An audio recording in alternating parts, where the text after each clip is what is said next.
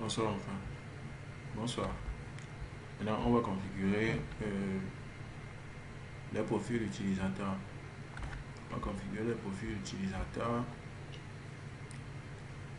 et créer les utilisateurs avec Micmo Server pour le hotspot qu'on a créé.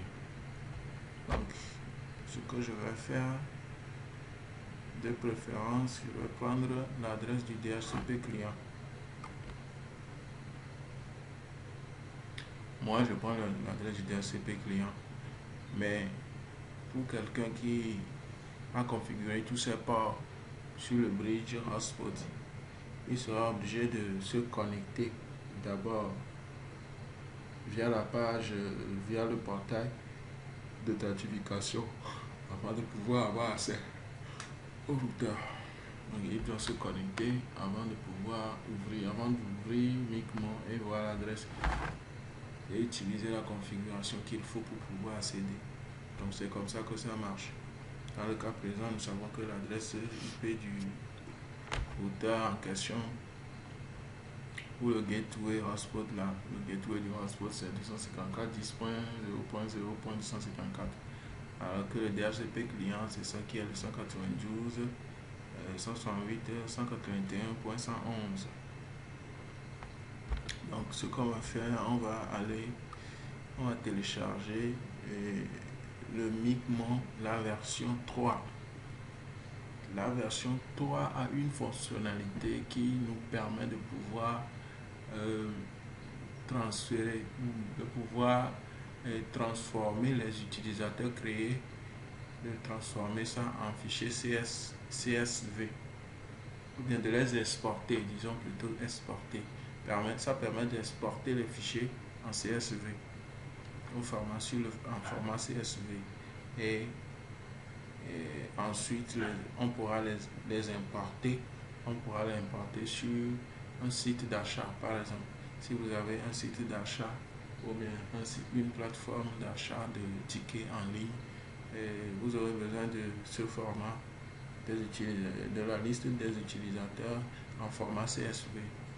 À partir de là, vous allez pouvoir importer les utilisateurs dans votre base de données, dans la base de données du site web. Donc c'est un truc comme ça. Donc on va se lancer. J'ai déjà téléchargé le fichier Micmo, serveur là, j'ai déjà téléchargé ça. Donc c'est ça qui est ici. Nous allons maintenant renommer ça. Bon. Si c'est Kaspersky que vous avez comme antivirus, généralement des exécutables qui se trouvent dans le dossier de Micmo 3. Là, l'antivirus le considère comme le voit comme un virus et donc le supprime généralement ou bien le dénature pour le corrompre.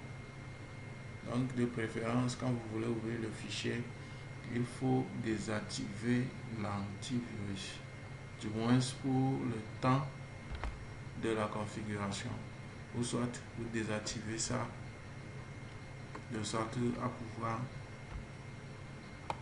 désactiver ça, protection, suspendre la protection jusqu'au démarrage, au redémarrage. Et là vous êtes tranquille, vous pouvez faire toutes les gymnastiques que vous voulez.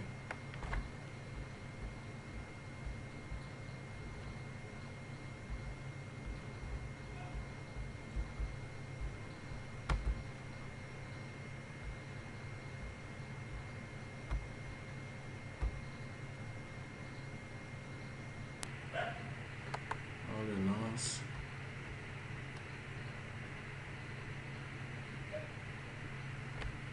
Quand ça démarre comme ça, vous pouvez désactiver. Vous pouvez stopper d'abord le serveur et vous changez le port.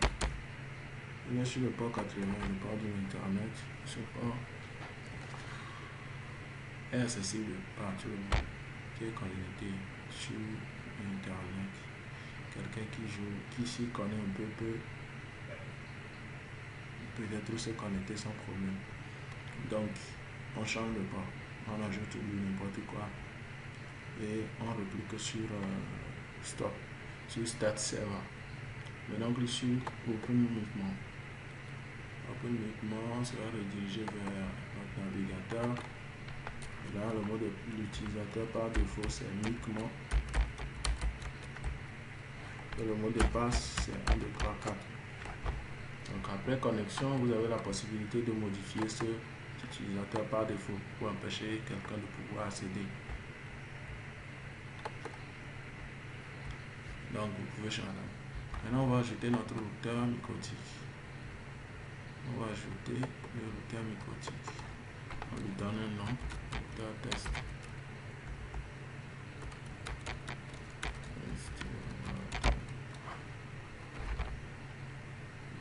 MikroTik ou bien on écrit MikroTik. Maintenant on va mettre l'adresse IP du routeur. Ici on a la possibilité de prendre soit l'adresse du gateway tout en s'assurant qu'on est déjà connecté via le portail d'authentification, l'adresse du gateway hotspot, ou soit on prend l'adresse du DHCP client, username du routeur et son mot de passe. Et maintenant on va là, le nom du hotspot c'est Oris, non, Ozone Wi-Fi si je m'en mémoire.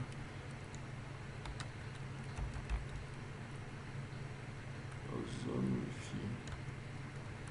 Le DNS c'est wifi.mt et la devise c'est le CFA. Maintenant vous pouvez activer le live report pour pouvoir visualiser les achats.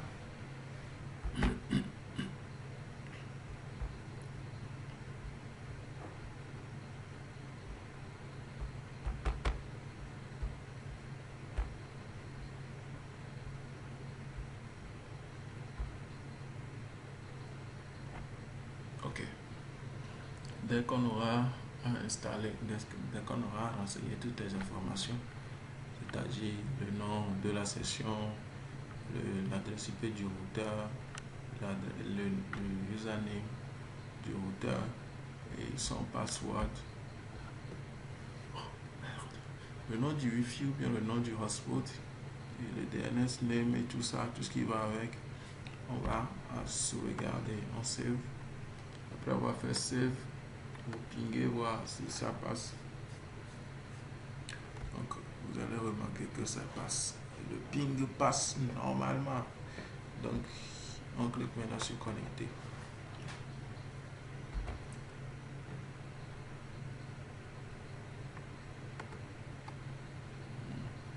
Donc c'est un peu ça.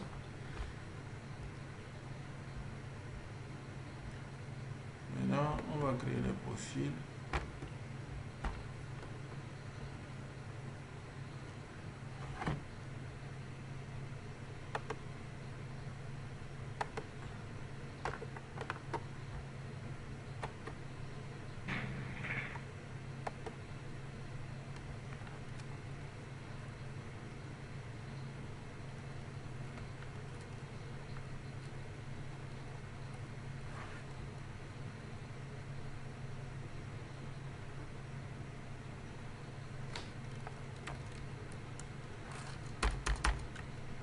On peut nommer le pôle d'adresse, on va prendre le pôle DHCP pour 0.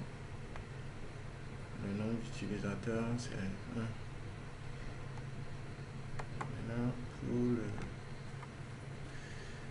la bande passante de 1 méga, pour le download on lui donne 1.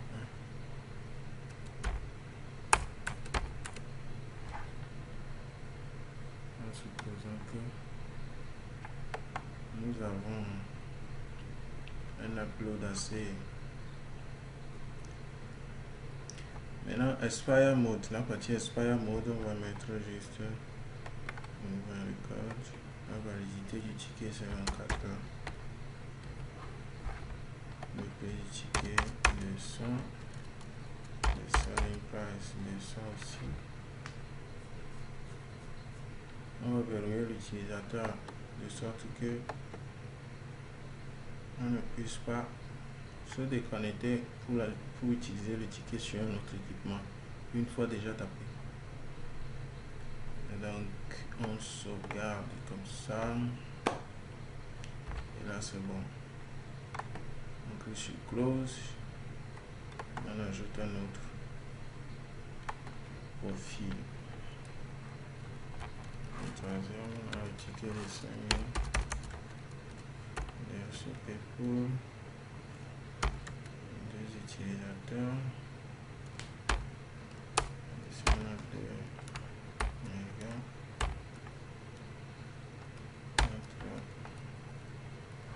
5 mégas, on download.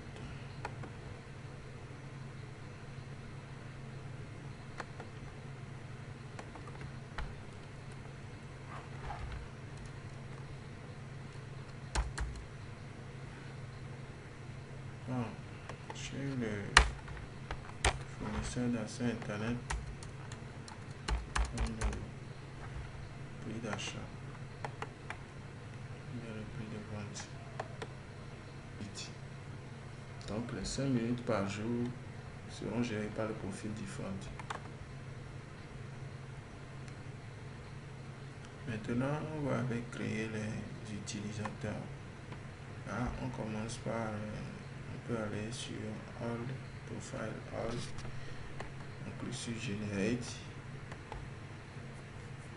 Supposons ça. On va faire des tickets on va faire un nombre de 100 tickets par profil. Là, on choisit, on tape le nombre de tickets qu'on veut. On choisit le serveur et se trouve dans zone Wi-Fi. Maintenant, si on veut avoir un seul code, avec lequel l'utilisateur va se connecter, là on va changer l'option user mode. On prend username égale password. De préférence, moi je prends username différent de password, username et password de façon différente. Maintenant, quand c'est comme ça, il ne faut pas trop fatiguer aussi le client. 4 secondes. On choisit maintenant, on essaie de compliquer un peu, on complique un peu. Maintenant, on va ici pour le ticket. On prend d'abord le ticket de. C'est ici qu'on ne doit pas se tromper. De l'autre côté, au niveau du profil, c'est la validité qu'on configure, la validité du ticket. Maintenant ici, c'est le temps, la durée du ticket, la durée que doit faire le ticket. Un ticket, on peut avoir un ticket de 2 heures de temps qui soit valide 24 heures. Donc ici, on va définir la durée. Ici, on a 24 heures comme durée. Donc ça ne pose pas vraiment de problème. Un ticket de 200, validité 24 heures, time limite 24 heures. Donc il n'y a pas de souci là-bas. Là, après avoir fait ça, on génère le ticket.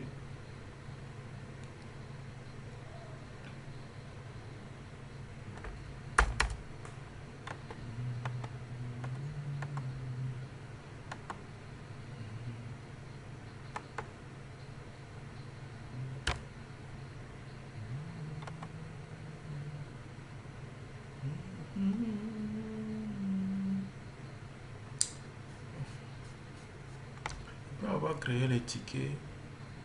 Dès qu'on clique sur Generate et que le truc charge jusqu'à terminer, il faut cliquer.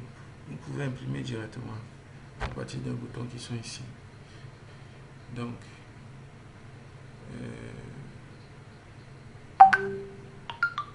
on va cliquer sur imprimer.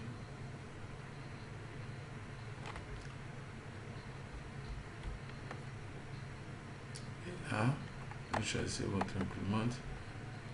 Si vous n'avez pas d'imprimante, vous transformez le fichier en PDF et puis vous sauvegardez. Vous sauvegardez ça où vous voulez.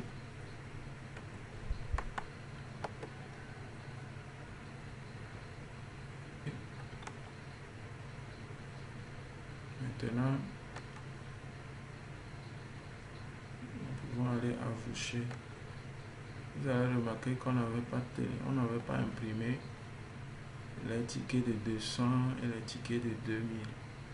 Donc, pour pouvoir les réimprimer, il suffit d'aller à Voucher. Quand vous cliquez sur Voucher, vous allez ouvrir les tickets. Vous choisissez le profil que vous voulez et vous ouvrez ça. Donc, pour imprimer, vous allez choisir les commentaires. C'est en anglais, c'est comment. Maintenant, vous choisissez ça comme ça. Et là, vous allez imprimer. Là, maintenant, on peut aller à un autre. Dans notre cas, il y aura des tickets imprimables que les utilisateurs vont utiliser à côté et des tickets que les utilisateurs vont utiliser en ligne. Selon moi, c'est mon opinion. C'est comme ça que moi je le fais. Donc, supposons que les tickets qu'on vient de générer sont des tickets que on va imprimer et vendre sur papier. Maintenant, on va générer d'autres tickets que nous allons mettre en ligne. Là, on va maintenant prendre soin de mettre un commentaire pour pouvoir le reconnaître. Si vous voulez vérifier, au cas où vous avez un gérant qui vous vend les tickets et qu'il faut faire les comptes, ou bien vous avez configuré votre routeur de sorte à pouvoir avoir des notifications à chaque fois qu'un client se connecte ou bien un utilisateur se connecte, vous pouvez savoir déjà à partir du commentaire si le ticket tapé est un ticket acheté sur papier, un ticket sur papier ou acheté chez votre gérant, ou bien c'est un ticket acheté en ligne. Mais Micmon, même par défaut, met un commentaire sur le. Si on veut ajouter un autre commentaire, on le met dans la section comment. Donc c'est un peu ça. Donc on va supposer qu'on veut créer 50 tickets. 50 tickets qu'on veut mettre en ligne. Donc on va prendre 50 tickets de 200 qu'on veut mettre en ligne. Là, on va mettre ici, on peut mettre ici online pour pouvoir les différencier. Et là, on clique sur générer. Donc, dès que vous cliquez sur générer, close. Vous sortez de la partie génération de tickets. Maintenant, vous allez chercher le lot de tickets que vous venez de générer. Et c'est ça qui est en bas ici. Vous allez voir à côté, on a écrit online. Donc, c'est comme ça que ça fonctionne. Donc, après avoir choisi le commentaire comme ça, on clique sur CSV et on télécharge le fichier.